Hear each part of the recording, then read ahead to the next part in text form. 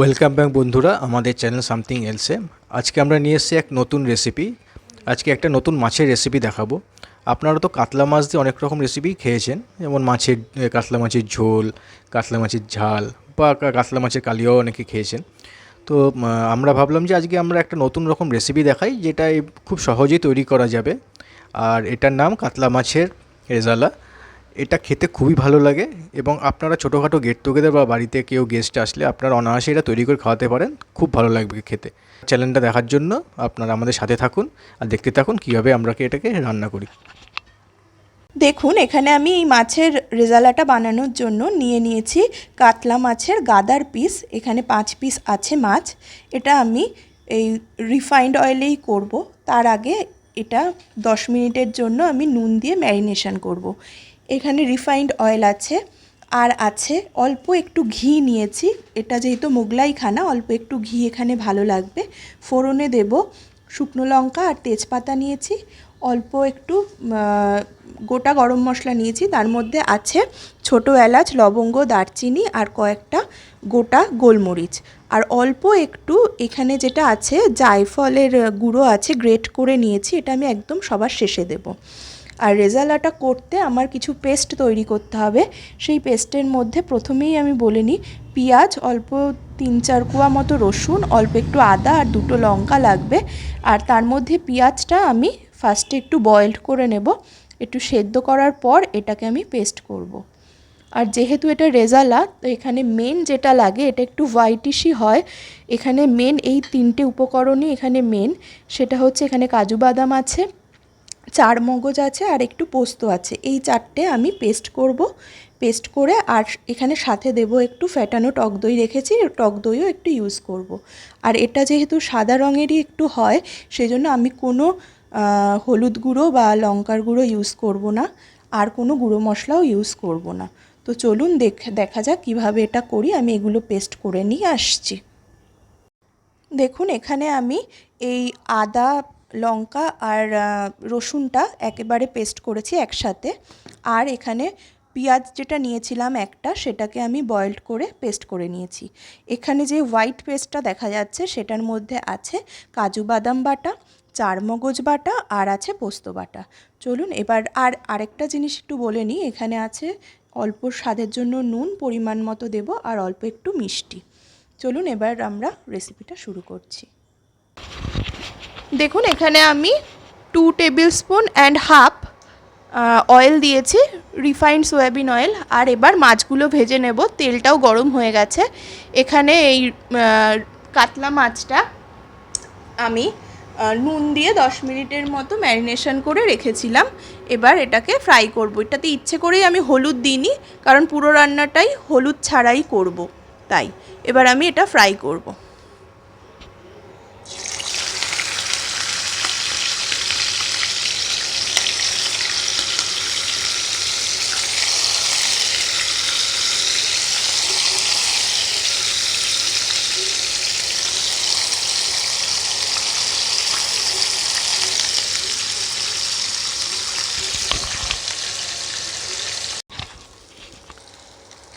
আমি মাছগুলোকে একটু লাল লাল করে ভেজে নিয়েছি উল্টে পাল্টে। এটা খুব একটা কড়া করব না, একটু লালচে হয়ে গেছে। দেখুন, এবার আমি হয়ে গেছে মাছ ভাজাটা। এবার আমি এটাকে তুলে নেব।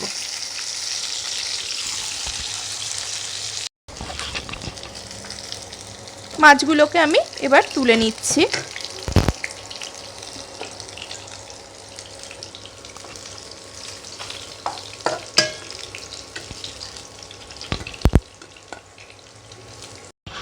এবার আমি মেন রান্নাটা শুরু করব। মাছটা এই তেলে ভেজেছিলাম, এই তেলটাই আছে।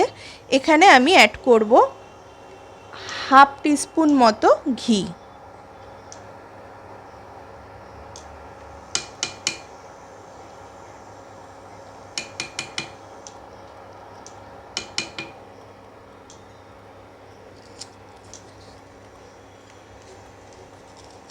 দিয়ে দেব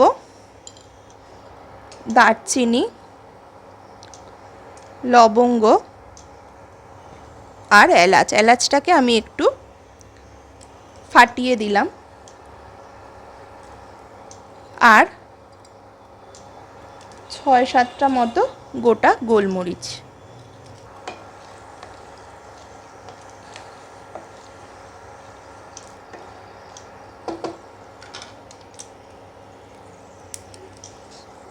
দেব একটা শুকনো লঙ্কা আর একটা তেজপাতা।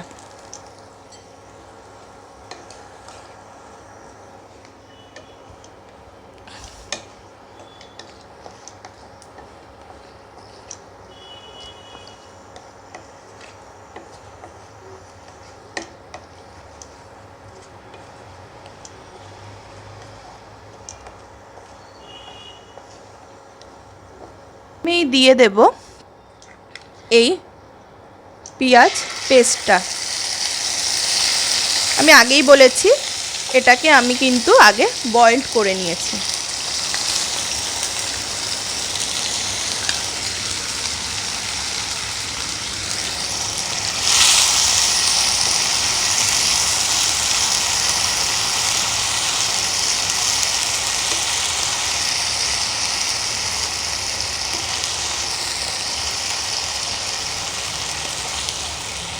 পেঁয়াজটা কিন্তু আমি খুব লাল লাল করে ভাজবো না, একটু ভাজা ভাজা করে নেব। নিয়ে দেব আদা রসুন আর লঙ্কার পেস্ট।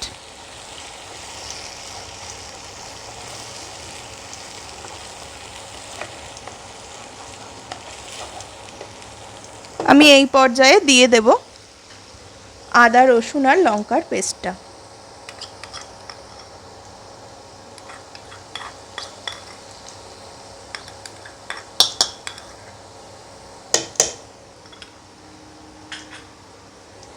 এটা একটু ভালো করে কষাবো।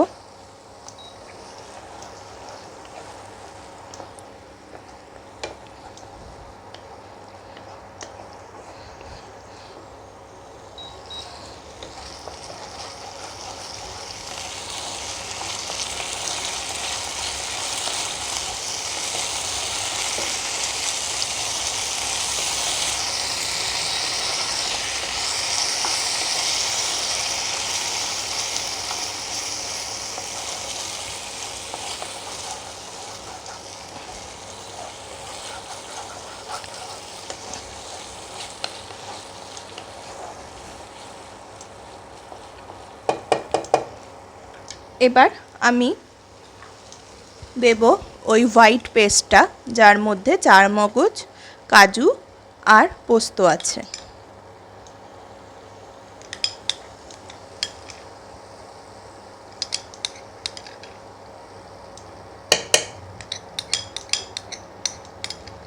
পোস্তটা 1 টিস্পুনের মতো পোস্ত পেস্টটা, আর চারমগজ আর কাজু পেস্ট এটা 1.5 চামচের মতো আমি ইউজ করেছি।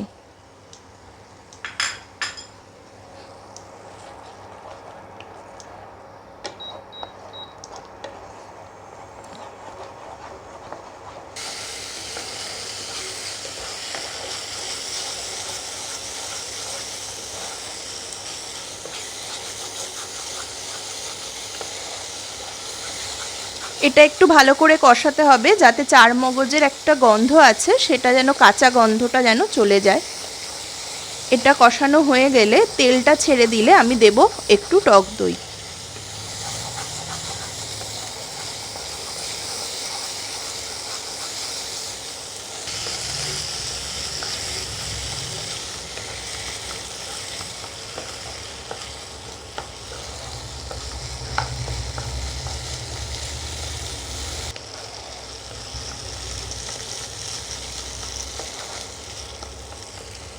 দেখুন এটা অনেকটা কষানো হয়ে গেছে। এবার আমি 2 টেবিল স্পুনের একটু কম, 1.5 টেবিল স্পুন মতো টক দই দেব।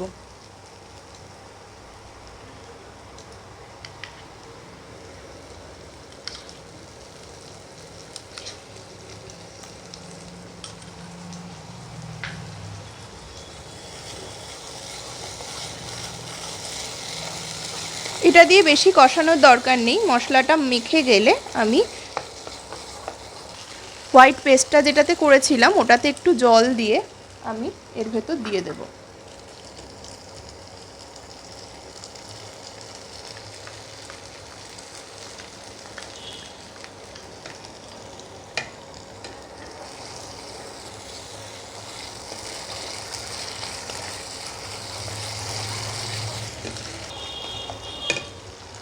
এবার দেব স্বাদ মতো নুন। আমি মাছটা ভাজার সময় নুন একটু দিয়েছিলাম, তাই অল্পই দিলাম। আর দেব চিনি, হাফ টিস্পুনের মতো চিনি দিলাম।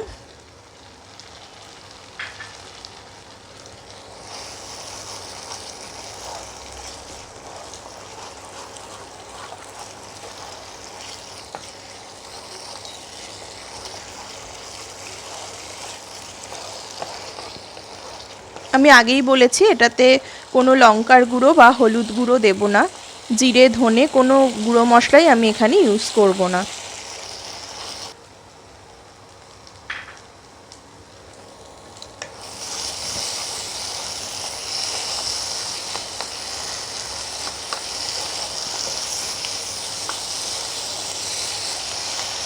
দেখুন এবার এটা হয়ে গেছে। আমি এর ভেতর জল দিয়ে দেব, আর জলটা ফুটে উঠলেই দিয়ে দেব মাছগুলো।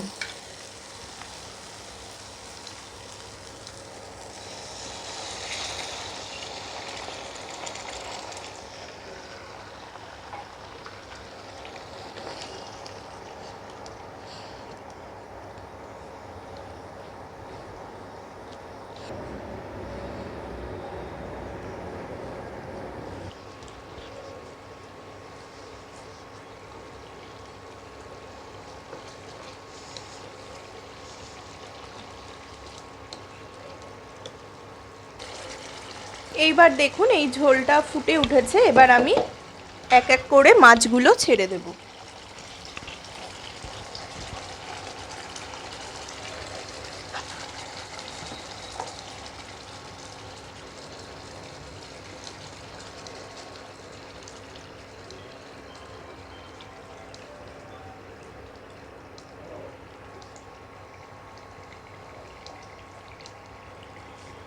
মাছটা দিয়ে আমি বেশিক্ষণ মাছটাকে ফোটাবো না, এটা একটু উল্টে পাল্টে দেব যাতে মশলাগুলো ভালোভাবে ঢোকে মাছের ভেতরে।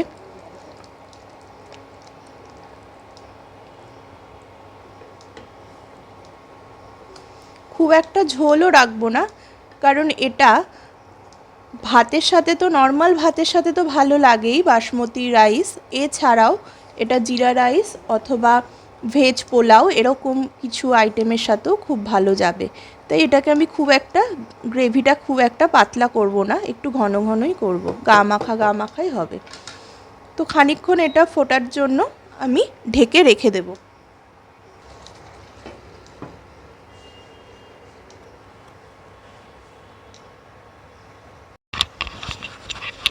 এটা ওই 7 মিনিট মতো 5-7 মিনিট মতো আমি ঢাকা দিয়ে রেখেছিলাম। দেখুন এটা হয়ে গেছে, উপর দিয়ে কেমন তেলটা বেরিয়ে এসছে। এবার আমি এখানে লাস্ট জায়ফলের গুঁড়োটা দিয়ে দেব।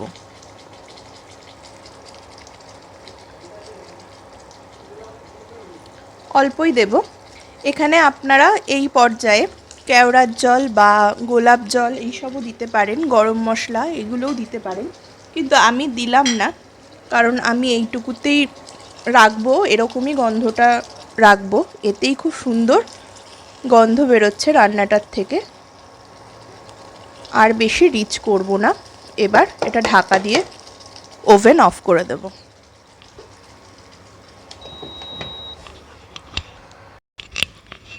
এবার এটাকে আমি নামিয়ে নেব, নামিয়ে গার্নিশিং করে প্রেজেন্ট করব। দেখুন বন্ধুরা, আমাদের কাতলা মাছের রেজালা তৈরি হয়ে গেছে। আমি এটাকে গার্নিশিং করে দিয়েছি, প্রেজেন্টও করে দিয়েছি। আমরা এটা বাসমতি রাইসের সাথে খাবো, তবে কোনো অকেশন পারপাস বা নর্মালিও আপনারা এটা পোলাও, প্লেন পোলাও বা ভেজ পোলাও অথবা জিরা রাইসের সাথেও ট্রাই করে দেখতে পারেন, খুবই ভালো লাগবে। আর আমাদের এই রেসিপিটা আপনাদের যদি ভালো লেগে থাকে অবশ্যই এটাকে লাইক করবেন, অন্যদের সাথে শেয়ার করবেন, আর চ্যানেলটিকে সাবস্ক্রাইব করবেন। পরবর্তী নোটিফিকেশন পাওয়ার জন্য বেল আইকনে ক্লিক করে রাখবেন। ধন্যবাদ।